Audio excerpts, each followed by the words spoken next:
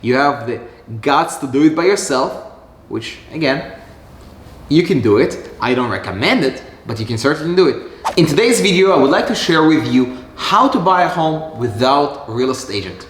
You heard it right. I'm a real estate agent, and I'm telling you how you can buy a home without a professional realtor. So before we get to the content of this video, I do definitely recommend using a professional real estate agent, but if you choose to do it by yourself, here are things that you need to consider as you're moving towards buying your first home or even your second home.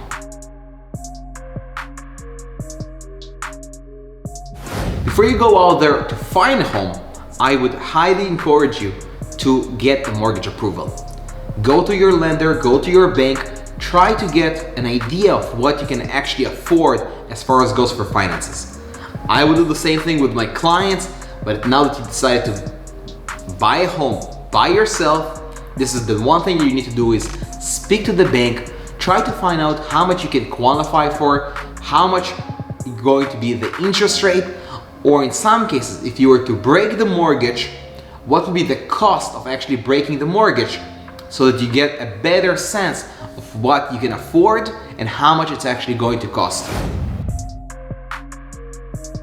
The next step that you need to do once you got your qualification with a mortgage is that you need to start looking for a home. There's plenty of websites out there, including Zillow, Zolo, Realtor, you name it, Remax, RoyalPage, we all have different websites. So start browsing around, try to get a sense which neighborhood you want to be living at, which city you wish to live at, which street you wish to live at. You have to start doing the research.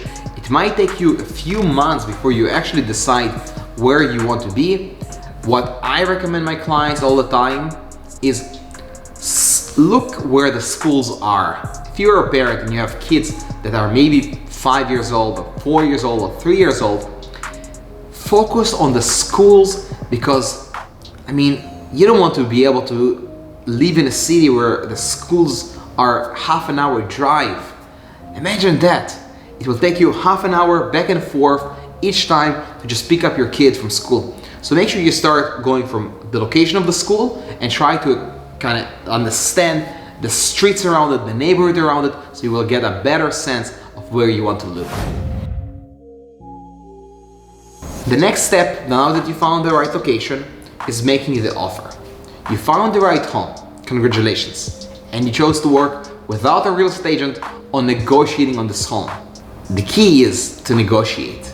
And again, maybe you don't have experience, maybe you don't have the experience, but negotiating on the home is something you should do. The way I would do it if I did not have myself as a real estate agent or did not work with a real estate agent is, I would look at what has been recently sold. And for you guys in the States, you have the website called Zillow, which gives you the history of all the homes that have been sold in that area, and try to compare them one to one. Okay, if let's say this is a bungalow of 2,000 square feet and the other one is a bungalow of 2,000 square feet, then it's apple to apple comparison. If it's a two-story home and this one is a bungalow, it's a very different home and you won't be able to compare them price-wise. So make sure that you go back to that website, yours as an example, Zillow, and you compare the prices and you try to understand what this home is actually worth. Going from there, my recommendation would be to try to sense the urgency of the seller. If they have urgency and they want to sell the home because they already bought something else, just giving you an example, they currently live in New York City, they want to move to Florida, or doesn't matter which cities are, but the key is you want to feel if they have urgency, because if they do, you know you can negotiate on the price. And this is the first thing that I do as a professional real estate agent. I try to get a sense from the other agent how important it is for the seller to sell. And that's when I know that I can negotiate the price. So as soon as you get a chance to go negotiate, make sure you get this understanding and then start getting the offer ready. How do you get the offer ready? You need to speak to a lawyer.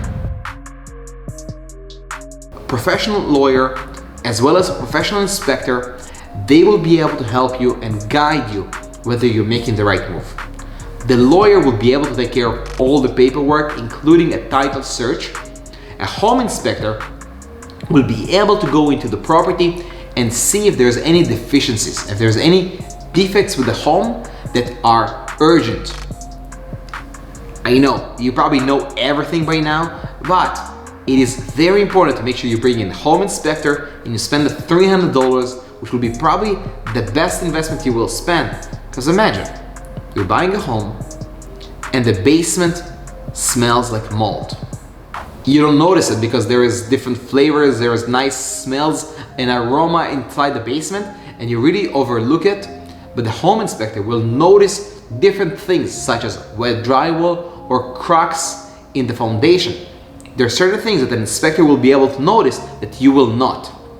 And this is something that will save you thousands of dollars potentially in the future. So that small investment can save you a headache as well as a lot of money.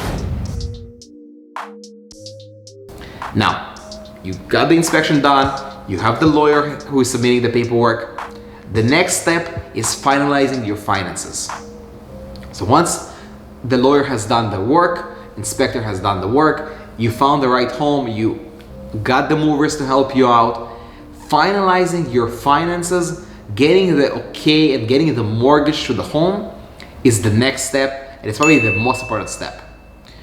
So before you approach your lawyer, you need to get the lawyer's information from the seller's side. Because again, you're not working with another agent, you're doing it by yourself. And it's now up to you to make sure that you collect the lawyer's information from the seller and then you connect them with your lawyer so that the work can be done and the keys can be exchanged once the finances is done. Now, I know it's a lot of information. I don't recommend again for you to try to do it by yourself, but if you choose to do it, those are the tips. Should you have any comments, make sure you comment below, smash the like button, give me the thumbs up, show me that you care, show me that you value those videos, and remember this, subscribe below because we do 3 videos a week. You heard it right, 3 videos a week. Have an amazing day.